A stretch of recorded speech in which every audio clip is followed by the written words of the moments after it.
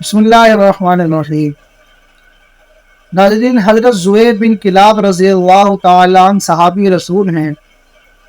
آپ کلاب بن ربیعہ کے بیٹے تھے اور یمن کے رہنے والے تھے، اور یمن میں سب سے پہلے اسلام میں داخل ہونے والے حضرت زبیر بن کلاب رضی اللہ تعالیٰ عنہ تھے۔ ابن وہب نے آپ کا ایک واقعہ نقل کیا ہے، فرماتے ہیں کہ جب اسود عنسی نے جھوٹی نبوت کا دعویٰ کیا تو حضرت زبیر بن کلاب رضی اللہ تعالی عنہ کو حضور صلی اللہ علیہ وسلم کی نبوت پر ایمان لانے کی وجہ سے، حضور صلی اللہ علیہ وسلم کی نبوت کو سچا ماننے کی وجہ سے پکڑ لیا گیا اور آگ میں ڈال دیا گیا۔ جب حضرت زبیر بن کلاب رضی اللہ تعالی عنہ کو اسود عنسی نے آگ میں ڈالا تو آپ رضی اللہ عنہ کی ایک کرامت ظاہر ہوئی کہ آگ نے آپ کا ایک بال بھی نہ جلایا اور صحیح سالم آگ سے واپس نکل آئے۔